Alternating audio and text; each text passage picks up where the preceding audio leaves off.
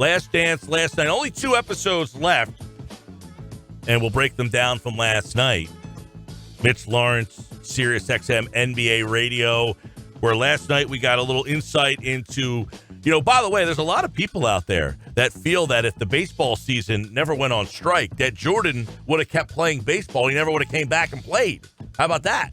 That whole situation. I think that's a fair thing to assume, honestly. By the way, I don't think he gets enough credit about how good he was at baseball. I mean, he hit only 200, so people are like, oh, my God, what a joke. You go up there after not playing baseball for 17 years and go try to hit 200 against Double-A pitching. It would be unheard of. It's unbelievable. He stole 13 bases people don't remember. Or maybe even more than. I think he stole 30 bases. Well, he also started the season off with 15-game hitting streak? Yeah, 13-game hit streak. And then they started throwing him off speed pitches. Like, hey, Joe Boo, that's enough of the fastballs. How about throwing him something else? How come no one else has picked up on this guy? All right, let's bring Mitch Lawrence in, SiriusXM NBA Radio. He joins us now. You covered the NBA a long time, especially during these last dance years, and I know these later ones, as we're starting to get into, Mitch, we really saw the competitiveness really shot up another level from Michael Jordan last night. And, I mean, really, some people looking at some of the stuff he did is almost inhumane.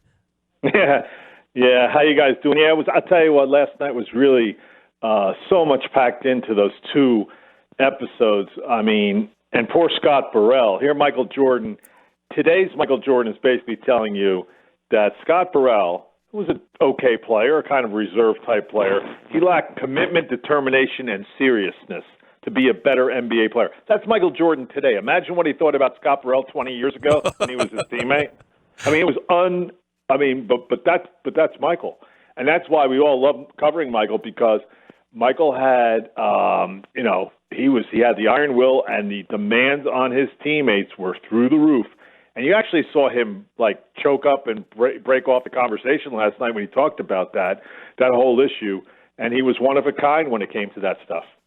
Yeah, and I know the Burrell stuff was really interesting. I mean, here he's just basically, I don't want to say emasculating this guy, but essentially being like, hey, man, you're not good enough. If you want to be out in this court, you need to, and that whole situation. But how about the stuff where Jordan essentially, he wins the title and he's, crying with the ball and, that's it. He decides he wants to retire. All the different conspiracy theories, did they get cleared up last night? Do we believe everything that was said, that Jordan just simply didn't want to play anymore?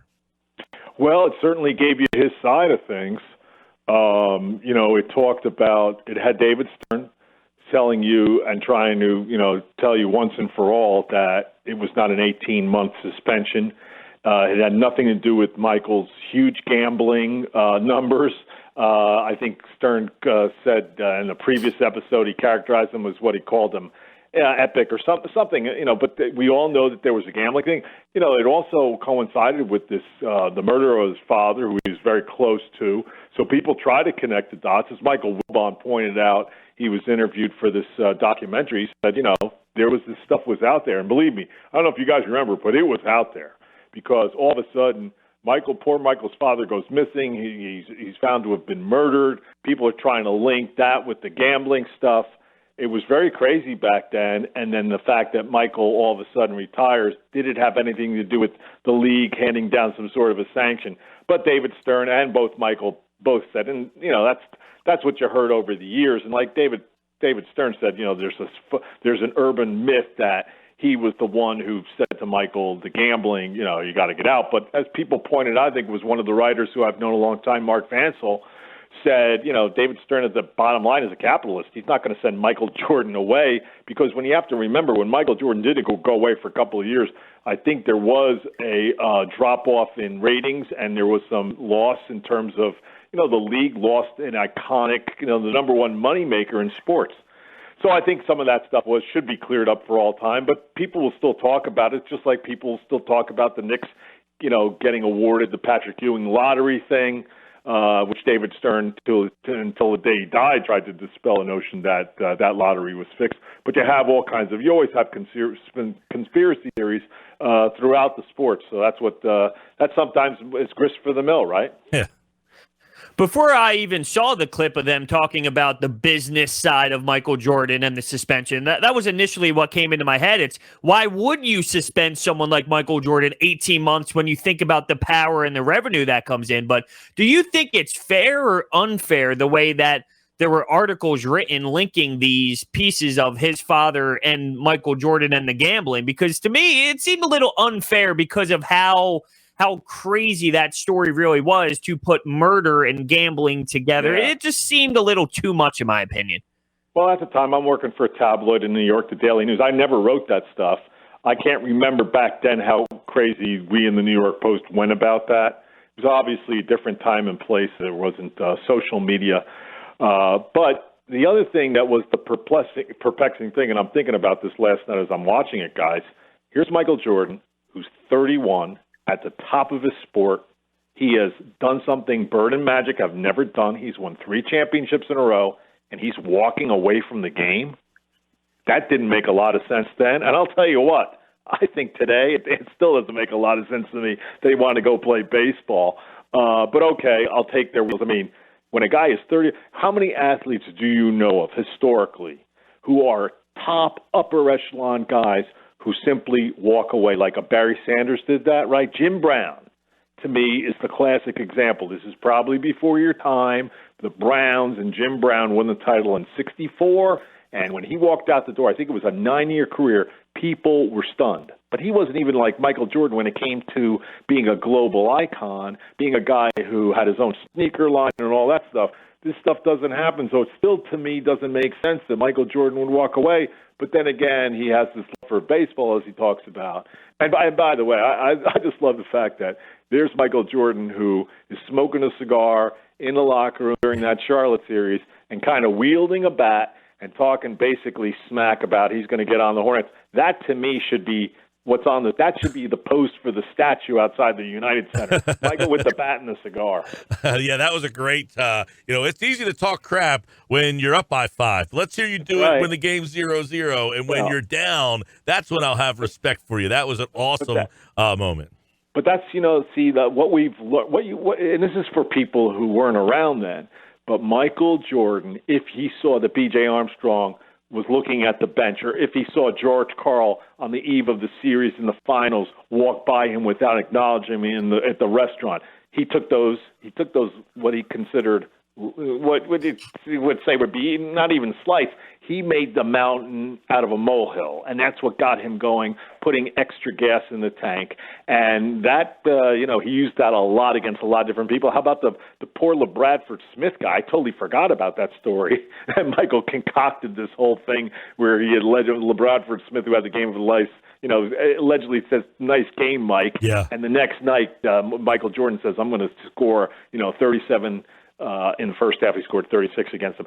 All great athletes, though, like that, sometimes have to have imaginary things, slights, that they turn in for extra motivation. It's fascinating, really. Mitch Lawrence, SiriusXM NBA Radio, Mitch_Lawrence on Twitter. Follow him there.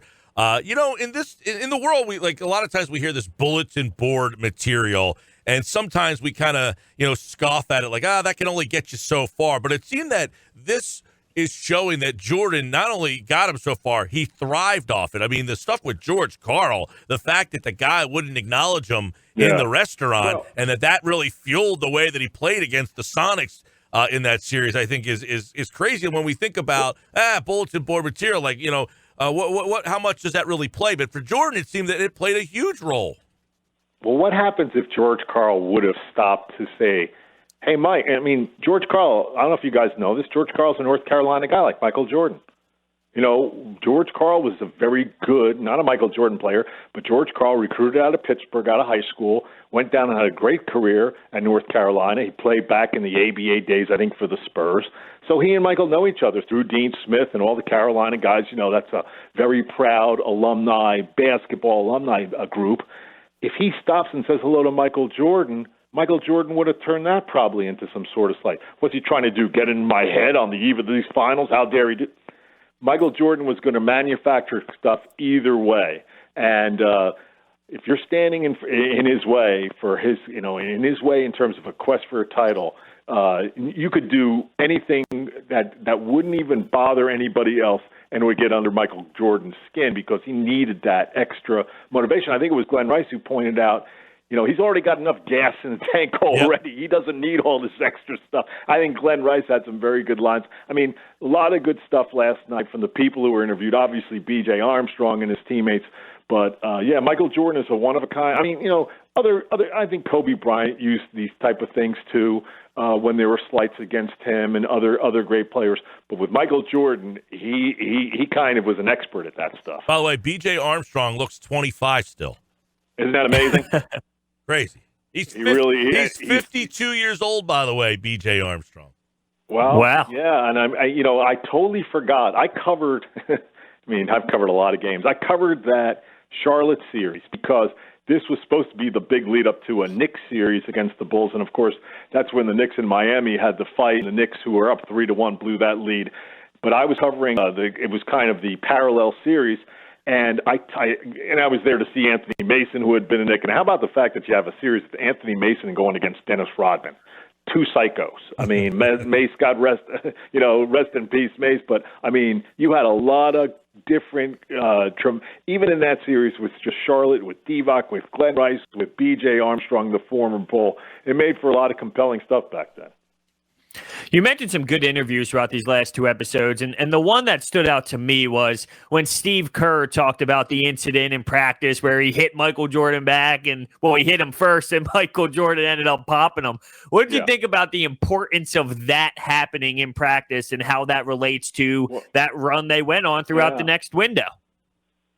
Well, it's huge. And first of all, now kind of, before I even talk about that, just think about the job that Steve Kerr did at Golden State, taking over from Mark Jackson. And he's had to deal with guys like Kevin Durant and Draymond Green. He had to deal with Michael Jordan back in the day. You think those guys are bigger for him to deal with than Michael Jordan as a teammate? So I think he got, with all his experience playing with different stars and playing with Michael Jordan and getting into a fight with Michael Jordan, he could deal with the big-time stars. And what he told you very well last night was that once they had that fight and Michael Jordan called him up to apologize and they talked it out, how did it was totally hit. Michael Jordan's view of Steve Kerr, according to Steve Kerr, totally changed the dynamic of that relationship where he earned Jordan's trust. Why? Because he didn't back down. Other guys might have backed down, didn't want to get involved with Michael Jordan in a confrontation, but Steve Kerr did that. And, Steve Kerr got a black eye out of the deal, and which we all know, which is a famous story. But Steve Kerr, in Michael Jordan's eyes, Steve Kerr definitely, came to play for Michael Jordan. Michael Jordan treated him much differently than he did before that fight. So good for Steve Kerr because he made some big shots along the way for those Bulls teams. Now, I felt that throughout this documentary, Mitch, that Pippen has been, they showed how underappreciated he was and that, that he was really the key piece, and Jordan called him his favorite teammate of all time. But last night I thought they went kind of, I don't want to say out of their way, but they really went into Pippen not entering that game, and then Pippen coming out and saying he would have done it again. I'm like, come on, dude, 26 years later, let it go. I thought he said he would have changed. Anyway, I was there that night in Chicago Stadium, and let me tell you something. A lot of stuff in that series was crazy. They never got into the game at the Garden where there was the phantom foul called by Hugh Hollins against Scottie Pippen that Hubert Davis benefited from, and they won that game. Very close game at the end, and that was a game that the Bulls thought that robbed them of the series. But that night in Chicago, you not only had the Scottie Pippen, I refused to enter the game with, 1.8 seconds left, and Kukoc making the shot. But earlier in that game, Derek Harper and JoJo English got involved in this huge brawl and basically landed in the lap of the NBA commissioner, David Stern, who was sitting courtside. Of course, that wasn't covered. There are some notable things like the Hugh Hollins phantom call, like we talked about, I think the Freddie Brown pass in the Georgetown, Carolina game that haven't been covered in this documentary, okay. But, yeah, that was a crazy night in Chicago. Bill Cartwright was the one who got up, as has been reported back then, and we knew about it actually late that night. He got up there and he basically told Scottie Pippen what he had done was wrong in terms of the team. Scottie Pippen has a very checkered past in terms of things that have happened to him. Jordan gave him a pass on that migraine game, kind of. it's always, Michael's kind of like always said, he'll give you he had the migraine, you got to believe him, but I don't think privately Jordan liked that at all with that big game against Detroit where Scottie didn't, played awfully and said he had a migraine. And then he had this game where he doesn't enter this whole game and basically, quitting on his team, which is the most unforgivable thing you can do. And so Pippen in this documentary, he comes off good in some parts and he comes off really bad in a lot of other parts. And that night was that's one of those things, because it was unbelievable too, because of the way it ended with Kukoc winning the game. There was so much stuff going on. It was almost too many things that happened to write about in one column. Yeah, well, no, he mentioned that he probably would have done the same thing again. Is that what he said? Yeah, that's what he said, that he would have done the same thing again. But even Kerr came out and said, look, Scottie quit on us that night. I mean, look. Everybody knew that. Yeah. You don't, because he got offended. First of all, you have to remember, he hated Kukoc from the start because Jerry Krause treated Kukoc tremendously before they brought him in. Meanwhile, Scottie had a bad contract, which he signed. Remember that. He always felt like he was getting underpaid versus guys like Kukoc. Kukoc made some game winners, as they showed you in the documentary, leading up to that shot. And Phil felt, with 1.8 seconds, I'm going to go to the guy who's made me clutch shots at the end of the game. I don't know if you saw this. I saw this in a tweet. Apparently, Jordan was watching this. I guess he was playing baseball at the time, and he turned to people in the clubhouse and said, the play will be run for Kukoc, and he's going to make the game winner. He's going to make the shot. So Michael Jordan knew from afar that the play was going to be called for Scottie Pippen. Scottie had his feelings hurt. He quit on his team. Guys, you never quit on your team like that. That's the cardinal sin number one. The fact that he stood by it and said he would do it again is what blows my mind. But I want to get into that very, very detailed press release by Michael Jordan. I'm back. I'm back. I mean, come on. Yeah. That is just unbelievable to go with the press release like that. And everyone could feel what that really meant. Those two words. Everyone knew that he was on a come back with an insane mission.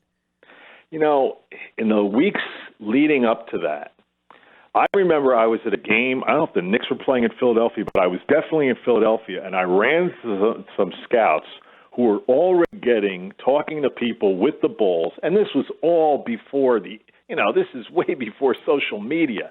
So if you wanted to get information, you had some talk radio, right? But you had to get in the newspapers, and so there wasn't a lot of. There started to be this. Hey, have you heard that Michael Jordan's practicing with the Bulls? You're like, what? And then you heard, yeah, he's been there a couple of days this week. So I don't even know if I wrote it. I mean, I can't even remember because it's so long ago and I haven't bothered to look in the files from the Daily News back then. But you heard that Michael was hanging around, and you heard, and it was like, well, maybe he is coming back. And then I guess the word leaked out that he was coming back, and that's when he had the big release. And I was out there in Indianapolis because looking at the schedule, we knew that Michael was going to be coming into the Garden very soon. I was there in Indiana when he was awful, and he looked like he had been playing baseball for 21 months, as they pointed out pretty well, his trainer, Tim Grover. When you play baseball or you play basketball, you're talking about you have two different types of bodies. And by then, 21 months in baseball, Michael Jordan was a grounded athlete. He didn't have that spring in his step, and he needed to get that, and that's what he did in the offseason that followed. But when he came back in from baseball right away, from baseball, he has this baseball body, and he's limited in what he can do. And you thought, okay, he makes a game winner against Atlanta. That's the old magic. He comes into the Garden. He has 55 points, as Bill Wennington loves to say. Always, where were you the night that Michael and I combined for 57 points at Madison Square Garden?